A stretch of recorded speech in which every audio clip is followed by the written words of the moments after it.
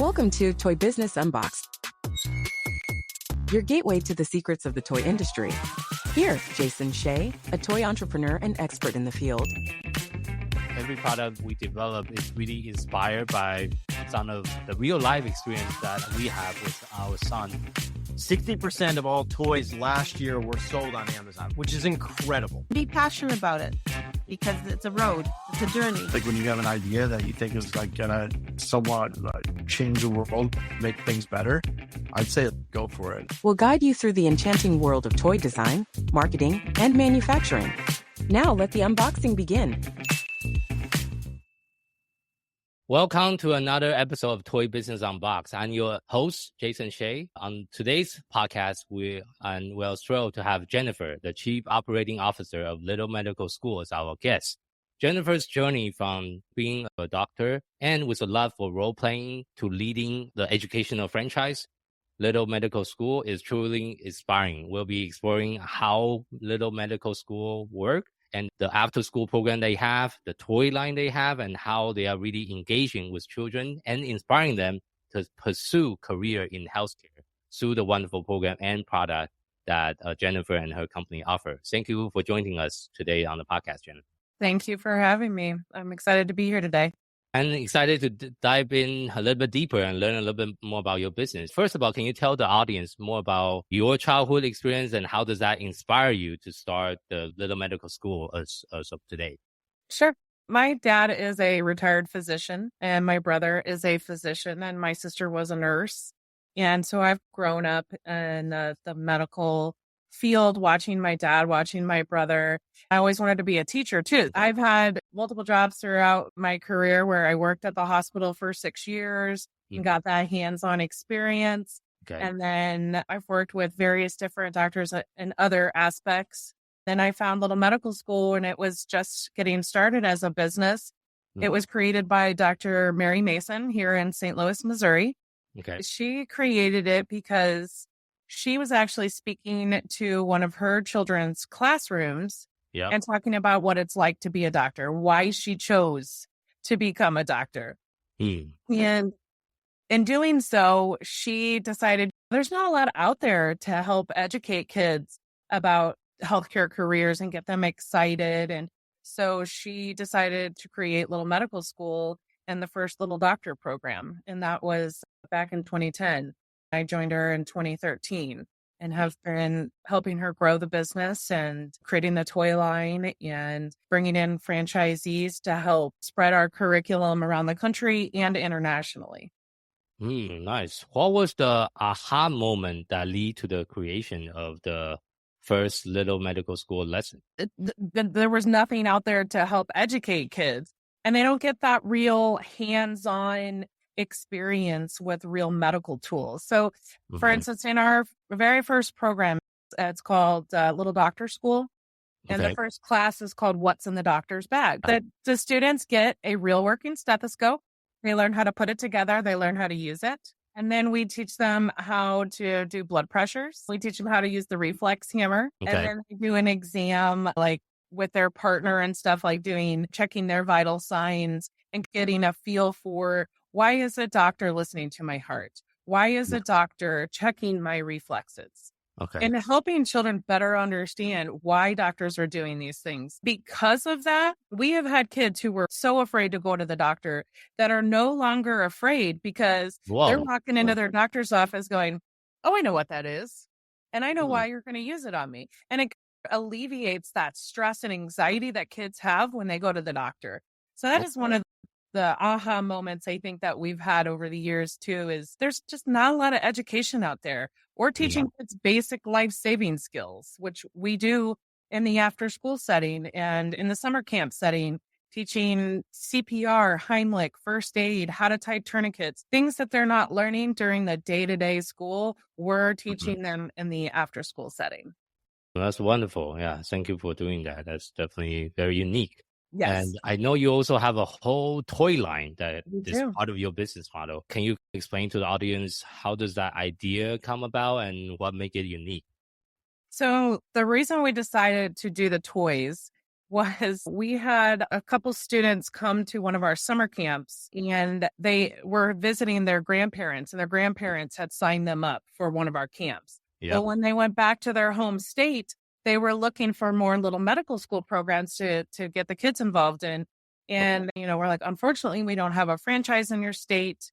And Dr. Mason and I just kind of started thinking, maybe we could create some toys based around our curriculum and bring it to the masses and do something that's different.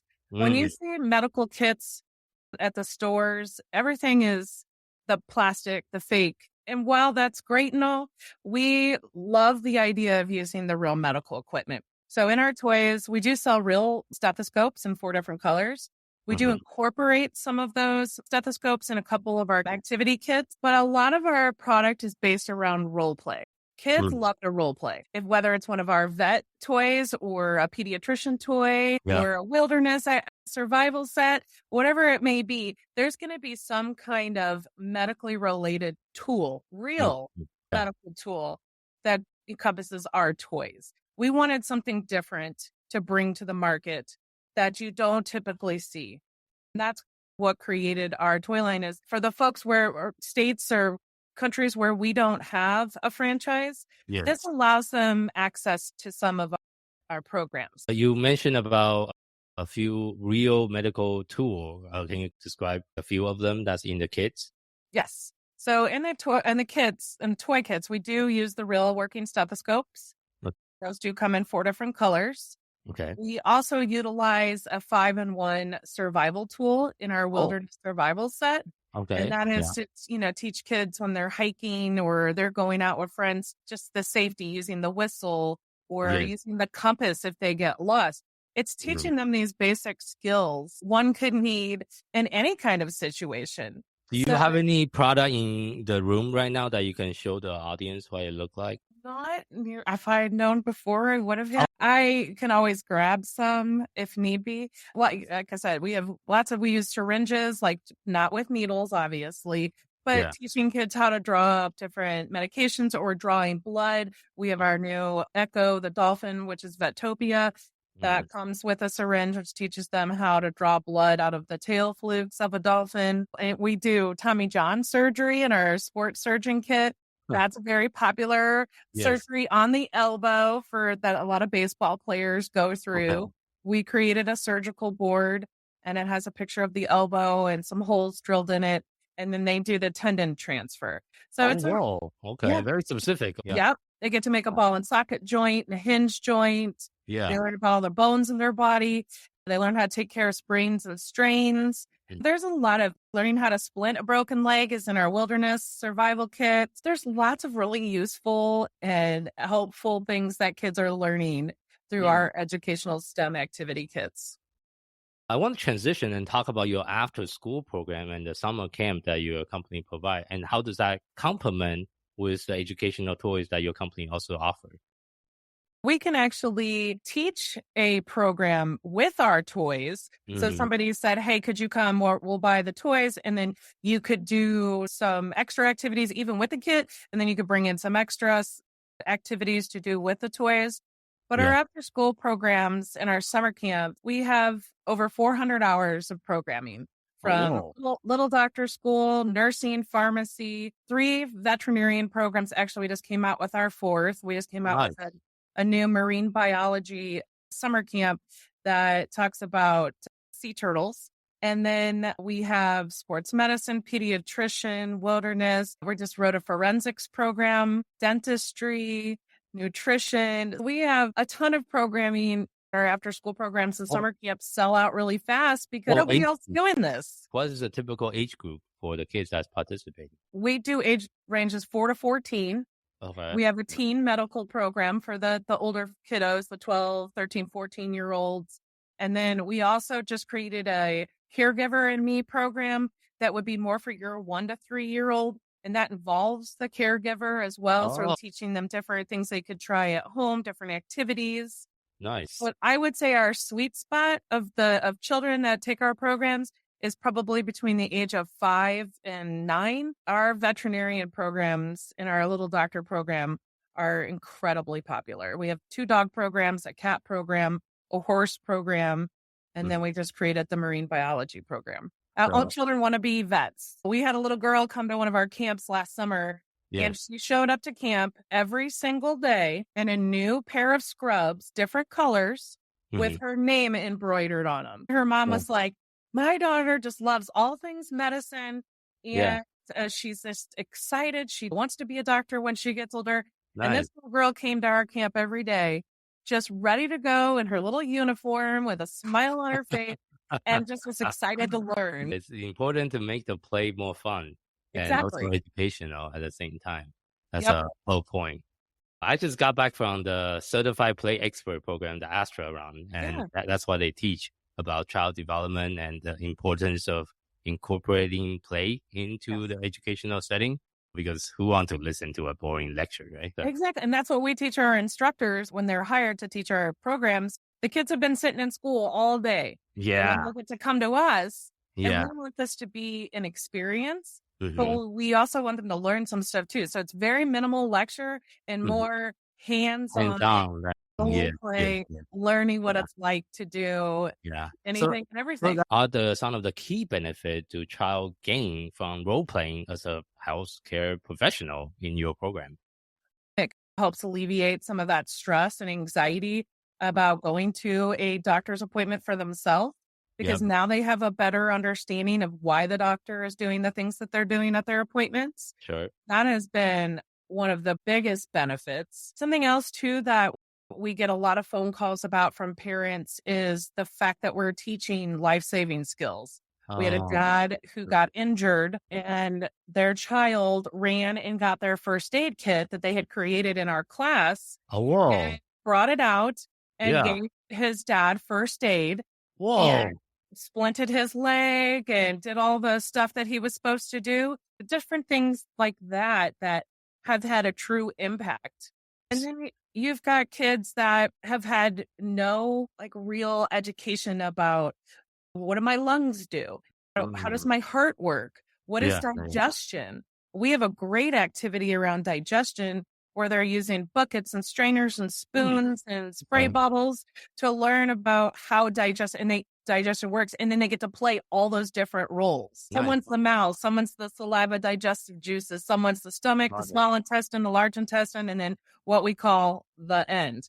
And the kids love it and they want to keep doing it over. And then they're remembering, well, this is how digestion works. And they love it. They love playing that. They love going home and taking care of grandma and grandpa and their dog or their cat. We give them little lab coats. They get disposable white lab coats.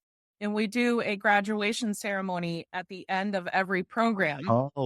We invite the parents to come and the kids put on a presentation of everything they learned. Parents can see the value of what their kids learned during our programs. And then we carry that into the toys. So there is a graduation diploma in all of our activity kits. Everything's laminated. Everything's reusable. We made everything just real easy and accessible to be able to play with that multiple times. I see. And I was checking your website. Look like you guys also run birthday party. Can you talk about the birthday party too? Yeah. We do. We have several different birthday parties. We call it Prescribe Your Own Party. A child can choose from, if they want to be a doctor, they can have a little doctor party. We have a lot of kids that do the vet parties. So whether it's a dog, a cat, a horse, they can choose which one. We have that is gross. That's not morphine and flatulence. Boys love that one. We have a pediatrician birthday program. We have a wilderness survival birthday program. If they just have something that they really like, a forensics, if they wanted to do a forensics birthday, we could do that too, where they could solve a crime and all that stuff. Okay. Definitely a variety of stuff. I'll definitely share that with my wife, maybe for the next birthday party. We have 3 kids, so 14, 10, and 6. Well, they're the perfect ages. Perfect ages. What advice do you have for other businesses looking to launch their own toy line? Because it sounds like you guys also have quite a bit of success launching your own toy line on top of the program you guys have. My biggest takeaway from all of this, that in all the years I've been doing this now, I think we're going on 11 years, is the size of your packaging. I mean, we have drastically changed from really big to getting smaller and smaller Because Sure. what I've learned from retailers is it's all about how it fits on their shelves. True. Yeah. And They're if applying it's online as well. You don't want the packaging to be too big. It's the shipping cost the is so high. shipping costs, exactly. Yeah. It's paying attention to your retailers. They're the ones that are buying. They're the ones that are putting you on their shelves. You want to make sure you're putting out a product that is eye-catching and that is a little unique and different and not like everything else. We've recently just changed a lot of our packaging, like with the Vetopia line, turning the actual package into, so we have a cow and a dolphin, and the cow looks like a barn. And Okay. when the box opens up, it opens up into the habitat, or what we're Oh calling yeah, I a saw it on field the assignment. website. Yeah. Yeah. So the whole entire kit Yeah. is getting used. And Mm, then they get to do the exam on the cow like a veterinarian would do. And nice.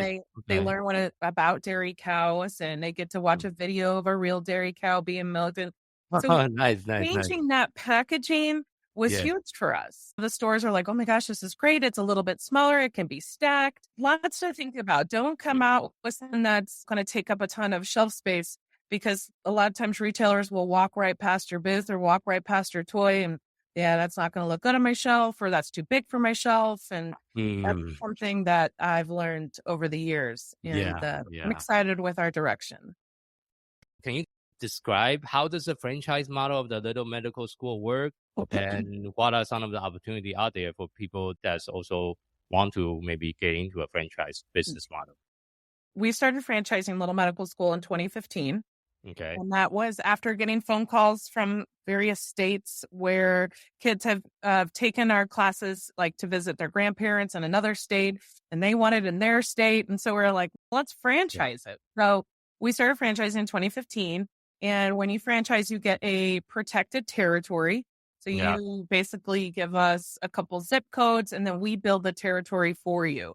Okay. You would service all the schools, public, private, religious, community wow. centers, parks departments, Okay. libraries, hospitals. The beautiful thing about Little Medical School is we don't use any technology. We're trying to get kids away from the screen Okay. for Okay. like an hour. Get away from the Yeah. screen. I could run a Little Medical School program in the middle of a park, no problems. We could do all the activities that go into that program, and the kids will have a blast. It's easy to run our programs. It's easy to run them in all different places. We've run at churches, hospitals. We do programs with different children's hospitals where kids who are in the hospital for lengthy stays, we do a Okay. virtual program with them. We Okay. ship some of our products to the hospital. They quarantine the product. And then it allows the child to kind of be a doctor for 30 minutes, or a nurse, or whatever, vet, whatever program we're doing. And takes their mind off of their illness or why they're in the hospital. Do you And also offer that to childhood cancer patients? we would do it for any child. Yes.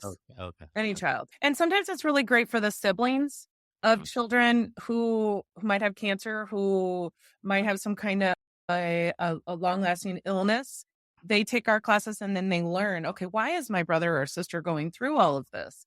And it helps teach them, maybe I can help them in this way, and this is how I can support my sibling in that The way. reason why I asked is actually passion in my real life experience. My daughter was diagnosed with leukemia in 2017. And I remember taking her to the hospital. And it was 2.5 years of chemotherapy or the treatment. It was putting a lot of stress on her to the point she's afraid to go to a hospital because of the needles that people are putting into her.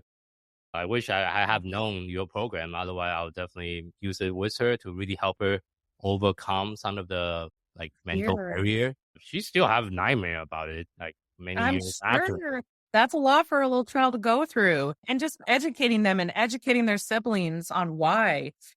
We just came out with an emergency medical program, and that teaches kids. So a lot of kids have diabetes or epilepsy or severe allergies to foods and other medications and things like that. So if we educate our youth on these types of diseases, then they'll better understand what their friends are going through. Why is my friend giving themselves insulin every day? We're teaching them why and how they can better help their friends. Or if your friend has a seizure, what to do. All of the programs that we have, or whatever the schools are, a lot of times the schools will tell you what they want.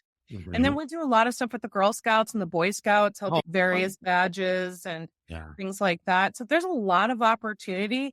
We're really looking for franchise owners that have a passion for teaching and love kids and just want to bring something different to the market. There is no other franchise like Little Medical School out there. You have your robotics, you have your coding, you have your bricks, your Legos and things like that. Yeah. But Little Medical School is unique and it's bringing something different to children in a really smart and fun way. That's another area I'm super passionate about is the area of special needs, especially with autism. Because my son is on the autism spectrum, my entire business is dedicated to create toys for kids on the spectrum and with sensory needs. Do you have any special program for kids with special needs or with sensory issues? We have tweaked a lot of our programs. My niece has Down syndrome.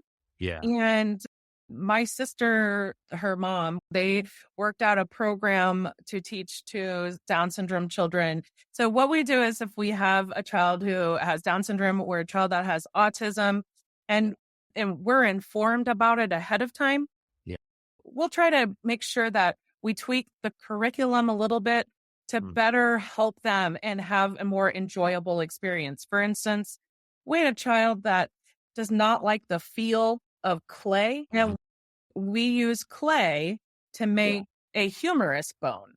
We made sure that child did not come in contact with the clay. Yeah. And we chose something different that he got to pick out. Okay. That better helped him understand.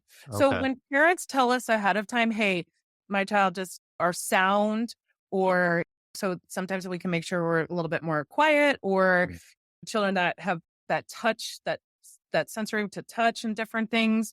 We're always trying to tweak the best we can to accommodate all of our students. Yeah, but I guess my question is beyond just accommodation, but do you have a special kid that teach other kids about autism? Not yet, but we have been contacted by a few companies that would like to work together to create. I would love to partner with you guys. Okay. If that's something that might be of your interest. That's my passion. Yeah. And that's what I've been doing since 2016. I would love to talk to you more about that. That would be a wonderful thing to bring to the market. Yeah, and we can co-brand it, co-market it. We have a small email list about 20,000 parents with special needs. And I think that would be a great tool to bring awareness, not just for the kids on the spectrum, but for the other people that are trying to get to know them better. Yes, agreed. So. That sounds wonderful. We'll definitely talk about that. Wrapping up today's interview, the final question I like to ask all the guests is if you had to share just one piece of advice with someone that's just getting started in the toy industry, what would that be? Be very thoughtful about what you're bringing to the market and do your research. Be very diligent about that research. What I mean is look to see what else is out there, who you're going to be competing against, and make it different. Make it something that isn't already on the shelf, because it brings that competition level to a whole, just really changes it. So be really thoughtful when you're creating. Be really thoughtful when you're thinking about what you're going to put on the shelves or what you're going to sell online. You want to make sure that you're standing out and you're bringing something really great into a child's life. And how is it going to benefit them? Just be really thoughtful in that process. That's what I've definitely learned over the years. Got it. Thank you for sharing that. And where can the audience find you? We're at littlemedicalschool.com. And we're based here in St. Louis, Missouri, where we just had the Afterschool, and that was really fun. And if you are interested in the franchise or interested in our toys, I'm Jen Grifford, and you can always email me too. I'm on the website as well. And I just appreciate you giving me the time to talk about the wonderful things that we're doing. And I'm excited to see where the future leads us. Yeah, thank you for all the things you are doing for the kids and really help them with not just education, but also like career choices. Yes. We already have a shortage of nurses and doctors, and yes, we big do. time shortage. And it's our youth that we're going to need to help us in the future, whether they decide to go into a healthcare career or not. At least we've given them that basic know-how and taught them something useful. 100%. Thank you again for your time today on the Thank you. podcast. And thank you for sharing all the stories and the experience that you have in It the was toy a industry. pleasure. So, Thank you. All right. Have a wonderful day. You've been listening to Toy Business Unboxed, hosted by Jason Shea. Thank you for joining us in exploring the fascinating world of toys and the ingenuity behind them. To stay updated with the latest episodes and continue your journey into the toy business, remember to subscribe and follow us. If you found today's episode insightful, please leave a rating and review and share this podcast with others who share your passion for toys. Until next time, stay curious and keep innovating.